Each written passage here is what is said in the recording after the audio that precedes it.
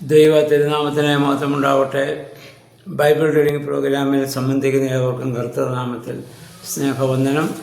സംഖ്യാപുസ്തകം 9-ാം അധ്യായം നമ്മളിന്ന് വായിക്കുന്നു. 9-ാം അധ്യായത്തിലെ രണ്ടാമത്തെ പെസഹ ആചരിക്കുവാൻ ദൈവം മോശെ മുഖാന്തരം ഇസ്രായേൽ ജനത്തോട് ആവശ്യപ്പെടുകയാണ്. മിസ്രൈമിൽ നിന്ന് പുറപ്പെട്ടപ്പോൾ 1-ാമത്തെ പെസഹ ആചരിച്ചു. അതിനുശേഷം 2-ാമത്തെ പെസഹയാണിത്. 2-ാം വർഷം 1-ാം മാസം 14-ാം തീയതിയായപ്പോൾ പെസഹ ആചരിക്കുവാൻ മോശെ മുഖാന്തരം യഹോവയായ ദൈവം ഇസ്രായേൽ ജനത്തോട് ആവശ്യപ്പെടുന്നു. അതെങ്ങനെ ആചരിക്കണമെന്നുള്ളത് ഇതിനു മുൻപ് അവർക്ക് മോശെ മുഖാന്തരം നിർദ്ദേശം കൊടുത്തിരുന്നു. പുറപ്പാട് പുസ്തകം 12-ാം അധ്യായം നമ്മൾ പഠിച്ചപ്പോൾ അത് വിശദമായി നമ്മളത് പറഞ്ഞതാണ്.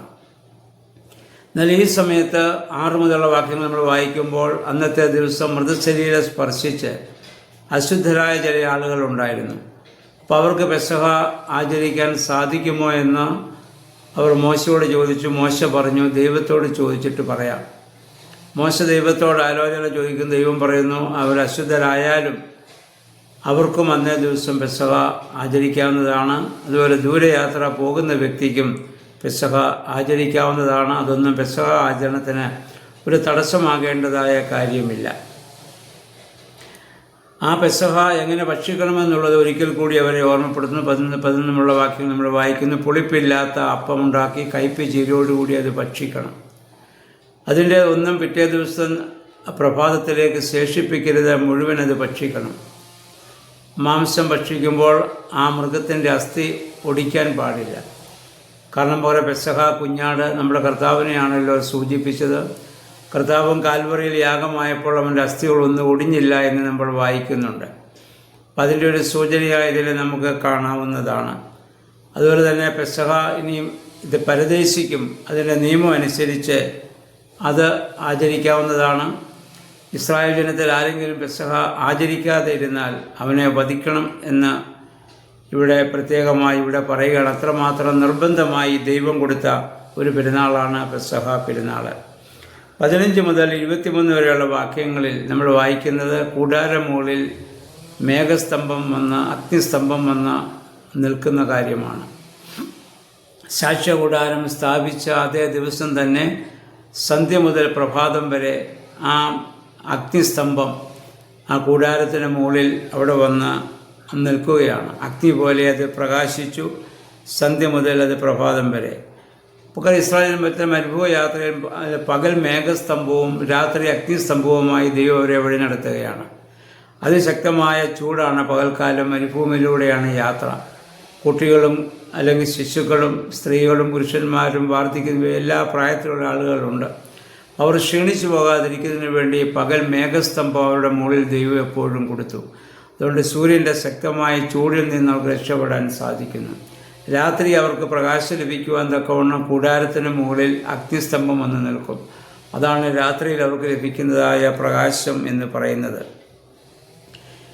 ഈ മേഘം എപ്പോൾ ഈ കൂടാരത്തിന് മുകളിലേക്ക് വീഴുന്നു അപ്പോഴാണ് അവർ യാത്ര ചെയ്യുക. എപ്പോൾ കൂടാരത്തിന് മേൽ മേഘം വന്ന് നിൽക്കുന്നു അപ്പോൾ യാത്ര അവിടെ അവസാനിപ്പിക്കും.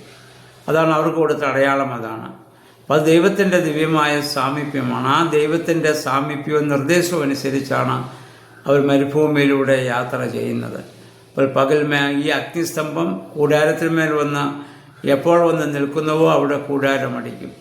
അത് ചിലപ്പോൾ 1 ദിവസമാകാം, 2 ദിവസമാകാം, 5 ദിവസമോ ഒരാഴ്ചയോ 1 മാസം വരെ ചിലപ്പം നീണ്ടുപോകാൻ സാധ്യതയുണ്ട്. അപ്പോൾ എപ്പോഴാണോ ഈ മേഘസ്തംഭം ഉയരുന്നത് അപ്പോൾ മാത്രമേ യാത്ര ചെയ്യാൻ അവർക്ക് സാധിക്കുകയുള്ളൂ. നമ്മുടെ ഈ യാത്രയുടെ ബുദ്ധിമുട്ടൊന്ന് മനസ്സിലാക്കുക. ഇതിൽ ശിശുക്കളുണ്ട്, ഗർഭസ്ഥ ശിശുക്കളുണ്ട്, ഗർഭവതികളായ സ്ത്രീകളുണ്ട്, വാർദ്ധക്യത്തിലുള്ളവരുണ്ട്, അങ്ങനെയുള്ള പുരുഷന്മാരുണ്ട്, യൗവനക്കാരുണ്ട്, എല്ലാ പ്രായത്തിലുമുള്ള ആൾക്കാരുണ്ട്. കൂടാരം ഒരു സ്ഥലത്ത് അഴിക്കണമെന്ന് തന്നെ നമുക്കറിയാം കുറേയേറെ അതിന് ചിലപ്പോൾ ഉള്ള മണിക്കൂറുകൾ ആവശ്യമാണ്. അങ്ങനെ കൂടാരം സന്ധ്യക്കടിച്ച് രാവിലെ ആയിരിക്കും പറയുന്നത് ഈ മേഘം മാറുന്നെങ്കിൽ അന്നേരം കൂടാരം പൊളിച്ചവർ യാത്ര ചെയ്യണം. എന്തൊരു കഷ്ടപ്പെട്ടതായ അനുഭവമാണെന്ന് ഓർക്കുക. അത് എത്ര ദിവസം ഉണ്ടാകുമെന്ന് ആർക്കും പറയാൻ പറ്റത്തില്ല. ആ മേഘം നീങ്ങുന്ന അനുസരിച്ച് അവർ യാത്ര പോയേ മതിയാവുകയുള്ളൂ. അത് ഇസ്രായേൽ ജനം അതെല്ലാം അവിടെ അനുസരിക്കുകയാണ് മോശെ മുഖാന്തരം. പ്രിയമുള്ളവരെ, പുതിയ നിയമത്തിൽ നമ്മൾ ചിന്തിക്കുമ്പോൾ ഒരു ദൈവ പൈതൽ ദൈവഹിതപ്രകാരം ജീവിക്കുവാൻ ആയിട്ട് വിളിക്കപ്പെട്ടവനാണ്. ഈ മേഘസ്തംഭം അഥവാ ഈ അഗ്നിസ്തംഭം എന്തിനെയാണ് സൂചിപ്പിക്കുന്നത്? പരിശുദ്ധാത്മാവിനെയാണ്. പരിശുദ്ധാത്മാവിൻ്റെ ഹിതപ്രകാരം നമ്മൾ ജീവിക്കേണ്ടവരാണ്. സ്നാനത്തിൽ നമ്മൾ പരിശുദ്ധാത്മാവിനെ നമ്മൾ സ്വീകരിച്ച പരിശുദ്ധാത്മാവിൻ്റെ സ്നാനമേറ്റ നമ്മൾ ഇനി പരിശുദ്ധാത്മാവിൻ്റെ നിർദ്ദേശപ്രകാരം ഭൂമിയിൽ നമ്മൾ ജീവിക്കുവാൻ ബാധ്യസ്ഥരാണ്. അതിന് കഷ്ടതകളും പ്രയാസങ്ങളും ഒക്കെ ചില സമയത്ത് നമുക്ക് തോന്നാം. പക്ഷെ അതിനെയൊക്കെ അവഗണിച്ചുകൊണ്ട് ഇസ്രായേൽ ജനം ആ മരുഭൂമി യാത്ര പിന്തുടർന്നതുപോലെ പിന്തുടരുവാൻ നമ്മൾ ബാധ്യസ്ഥരാണെന്ന കാര്യം എപ്പോഴും നമ്മൾ ഓർക്കേണ്ടതാണ്. ആത്മാവിൻ്റെ ഹിതപ്രകാരം ജീവിക്കുന്നവനാണ് ഒരു ദൈവ പൈതൽ എന്ന് പറയുന്നത്. റോമർ 8:14 പൗലോസ്ലീഹ പറയുന്നു, ആത്മാവിൽ നടത്തപ്പെടുന്ന ഏവരും ദൈവമക്കളാകുന്നു. ആത്മാവിനാൽ നടത്തപ്പെടുന്ന ഏവരും ദൈവമക്കളാണ്. അപ്പോൾ നമ്മുടെ നടത്തം ആത്മാവിൻ്റെ ഹിതമനുസരിച്ചാണെങ്കിൽ നമ്മൾ ദൈവമക്കളാണ്, അല്ലെങ്കിൽ നമുക്ക് കുറവുകൾ സംഭവിച്ചിരിക്കുന്നു എന്ന് നമുക്ക് മനസ്സിലാകാം. അപ്പോൾ അതുകൊണ്ട് ഈ അധ്യായം വായിച്ച പെസഹ ആചരണവും അല്ലെങ്കിൽ ആ ദൈവത്തിൻ്റെ അഗ്നിസ്തംഭം ആ മേഘത്തിന്മേൽ വന്ന കാര്യങ്ങളൊക്കെ മനസ്സിൽ ധ്യാനിച്ചുകൊണ്ട് പരിശുദ്ധാത്മാവിന് വിധേയമായി മാത്രം നമ്മുടെ ജീവിതത്തെ ക്രമപ്പെടുത്താൻ നമുക്ക് ശ്രമിക്കാം. ദൈവമേ, പരിശുദ്ധാത്മാവേ, അതിന് ഞങ്ങളെ ശക്തീകരിക്കണമെന്ന് നമുക്ക് പ്രാർത്ഥിക്കാം. എല്ലാവർക്കും നല്ലൊരു ശുഭദിനം ആശംസിക്കുന്നു. ദൈവനാമം മാത്രം മഹത്വപ്പെടുവാൻ ഇടയാകും.